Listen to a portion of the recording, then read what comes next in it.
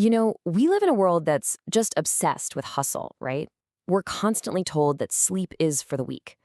But what if I told you the real secret to peak performance isn't about working more, but about resting smarter? That's what we're going to dive into.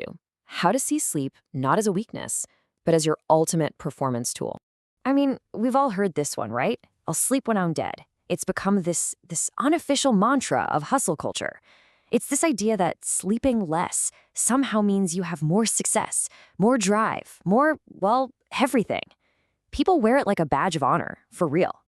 Okay, but here's the thing we really have to ask ourselves. Is that mindset actually productive, or is it just biological sabotage? Are we literally damaging the very systems we need to perform at our best?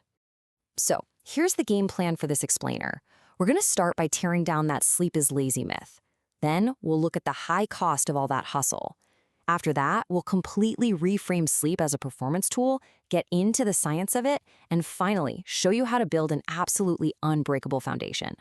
All right, first up, the sleep is lazy myth.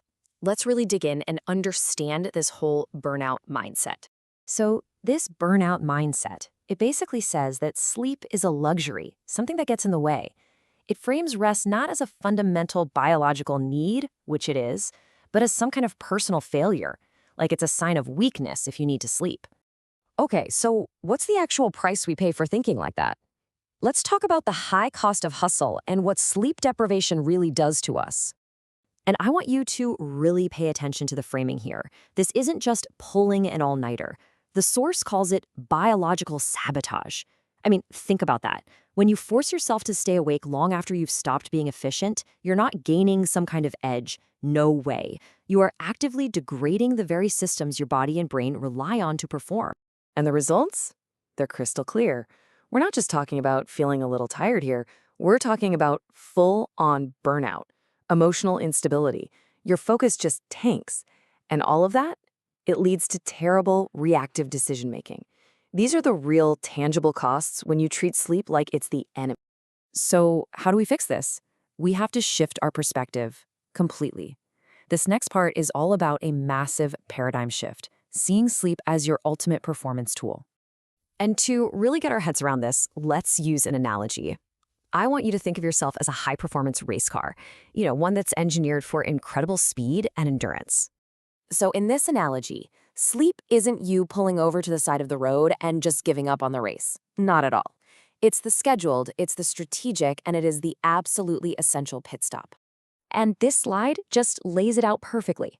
Look, the car that skips the pit stop, sure, it might look like it's getting ahead for a lap or two, but it's running on worn tires, it's low on fuel, and eventually, it's going to break down.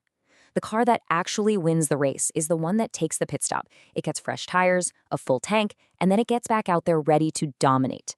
That strategic pause, that's what enables peak performance. Okay, so now we have the new mindset, right? Now let's get into the science behind it. Because it's not just about sleeping, it's about sleeping smart. And that all comes down to prioritizing quality over sheer quantity. And this right here, this is a total game changer. See, the world is obsessed with tracking the number of hours we sleep, but our brains, they're operating on a completely different system. Your brain couldn't care less about the hours. What it tracks is the number of complete sleep cycles you get. And what's the magic number for one of those complete, high-quality cycles? It's 90. 90 minutes. That is the fundamental unit of measurement your brain uses for effective rest. So what's actually happening during those 90 minutes? Well, you're cycling through these really distinct stages. You start in light sleep, then you go down into deep sleep. That's where all the physical repair happens. Your body's literally rebuilding itself. Then you come back up into REM sleep. And that's where the magic happens for your brain, consolidating memories, processing emotions, even sparking new creative ideas. Every single stage is absolutely critical. You know that feeling when you wake up and you just feel groggy, heavy, maybe even less focused than when you went to bed? Well, that has a name. It's called sleep inertia, and it is the direct result of your alarm ripping you out of the middle of one of those crucial 90-minute cycles. It's simple. Incomplete rest leads to an incomplete you the next day. All right, let's bring this all home. It is time to stop being a victim of the hustle culture and start being the architect of your own performance. It's all about building that unbreakable foundation.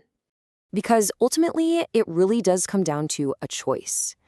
Are you going to prioritize the social performance of just looking busy, of wearing sleep deprivation as a badge?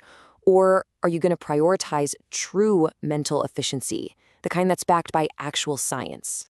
So here's how you start sleeping smarter right now. First, you've got to align your sleep with your body's natural clock, your circadian rhythm. Don't fight it.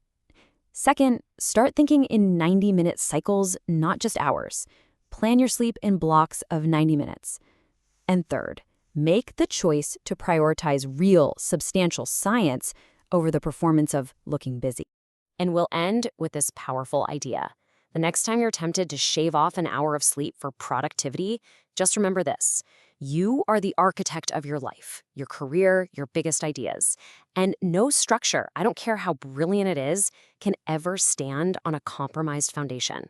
Sleep isn't downtime, it's foundation work.